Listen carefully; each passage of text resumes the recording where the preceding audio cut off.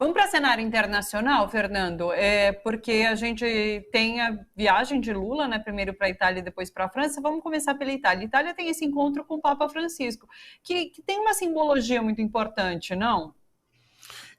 Eu acho que é tudo simbologia esse encontro, né? O Papa foi uma das primeiras autoridades de relevo que estenderam a mão em direção a Luiz Inácio Lula da Silva quando ele estava na condição, quando estava preso em Curitiba, né?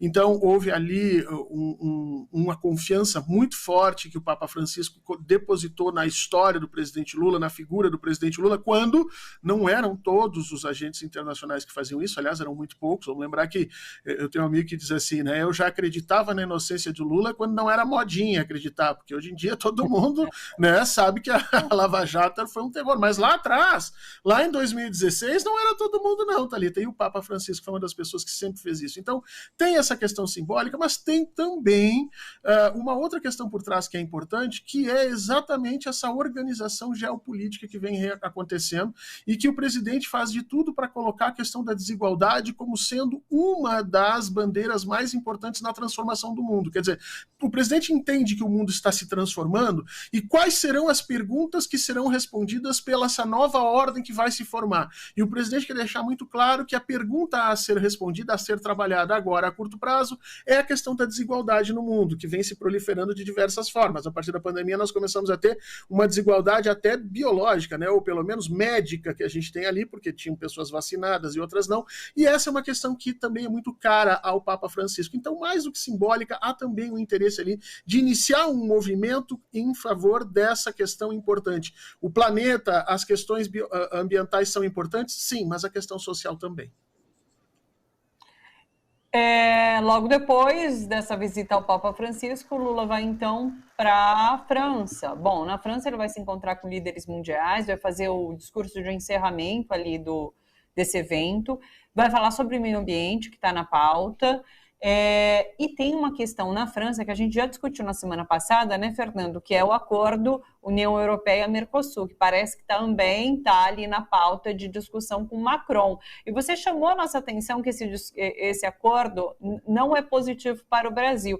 E você sabe que na semana passada também a gente conversou com o Jamil Chad, correspondente internacional, e ele trouxe a notícia de que quem foi? A Assembleia ali da França não aprovou.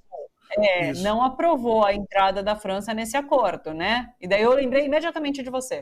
Isso, vamos lá, duas coisas. Primeiro, tu não sente uma pontinha assim, Thalita, de inveja, porque o presidente Lula foi a grande estrela, né, vamos dizer assim, política em junção com o U2, que era a banda da nossa época. Não sei, nossa época que eu falo, imagino que você é bem mais nova que eu, mas a gente foi embalado pelo U2, né?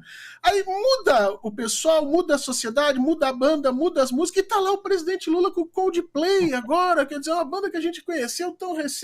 Quer dizer, o homem não tem geração, essa é a verdade, entendeu? Eu tô com medo das próximas bandas chamarem de novo o presidente Lula, enfim, dá uma invejinha na gente, mas que o presidente faça um excelente discurso lá, ele vai ser visto, é importante se comunicar com os jovens, é uma figura que tem essa capacidade de comunicação fantástica e brutal, isso é muito importante. Com relação à questão da França, tem duas coisas. Primeiro, o presidente Lula, entrando em contato com o presidente Macron, o presidente Lula levanta a orelha de todo o mundo ocidental anglo-saxônico, especialmente aí Estados Unidos e Inglaterra, porque a França historicamente sempre foi um país que questionou a ordem ocidental controlada por Inglaterra e Estados Unidos. Mesmo durante a Guerra Fria, a França estabelecia isso. Então, num momento de ruptura ou de transformação geopolítica, a voz da França começa a ser empoderada novamente. O Macron percebe isso e ocupa esse espaço, e o presidente Lula também percebe isso e tenta criar um eixo França-Brasil que possa conversar efetivamente com essa transformação, especialmente aí China e Rússia. Talvez daí saia, inclusive, algum tipo de declaração com relação à guerra da Ucrânia, porque se a Europa parar de apoiar efetivamente a Ucrânia na guerra, nós teremos a solução desse conflito, mais para lá ou mais para cá, vamos ter que negociar como é que isso vai funcionar, quais são as fronteiras, mas pelo menos o conflito vai parar. Então isso certamente está colocado ali. Com relação ao acordo, eu falei para você, Thalita, a questão questão ali a gente tem que entender o seguinte, se existe um acordo entre várias nações que está há 20 anos para ser fechado e ele não é fechado, é porque não é um acordo bom para ser fechado, entendeu?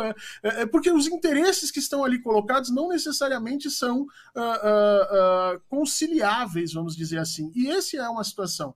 Então, a França leva muito a sério a questão da sua produção de alimentos e faz questão de ajudar os seus produtores de alimentos na França com uma série de subsídios que são entendidos pelo restante do mundo como até ilegais, porque você está alterando a balança econômica. E o Brasil exige que isso seja retirado da prática francesa. Por outro lado, a União Europeia quer que o Brasil abra mão das suas compras públicas, do controle sobre o seu terceiro setor, sobre, por exemplo, comunicação, que o Brasil faz de forma muito centrada na questão nacional. Então, são assuntos que não conseguem encontrar um termo médio para que se possa fazer um acordo que seja bom aos dois lados. No caso, o que Bolsonaro fez foi vender o Brasil e entregar tudo que o Brasil não queria ter entregue nos últimos 20 anos, ele fez. E que bom que a França está nos ajudando nesse momento e dizendo que não vai aceitar esse acordo tão fácil. Eu acho que o presidente, inclusive, está indo para lá para dizer no ouvido do Macron assim, Thalita, olha, Macron, fica tranquilo, a gente sabe que não está brigando, muito obrigado por nos tirar dessa enrascada, vamos seguir nessa amizade que nós temos, e nada de acordo Mercosul, União Europeia, nesse tipo de profundidade. Vamos voltar uns passinhos atrás, porque para nós é bom. Falando nessa questão geopolítica que você trouxe, Macron, na semana passada, se convidou para ir na reunião dos BRICS, né? Também mostra um pouquinho dessa questão geopolítica, né?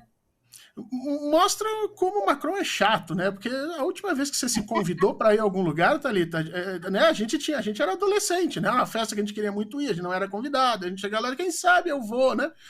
Mas depois que a gente vai ficando adulto, a gente vai vendo. A gente não é chamado para alguns lugares porque não há interesse. Quando ele se convida, ele demonstra claramente que ele é chato. Então, o que ele está tentando fazer? Ele está tentando, a França está tentando maximizar a sua posição frente à União Europeia. Né? Ela sempre fez isso em todos os momentos. Há uma discussão ali entre França, Inglaterra e Alemanha sobre quais desses países terão, em grande medida, maior poder de discussão, ou pelo menos de persuasão, do restante dos países da União Europeia.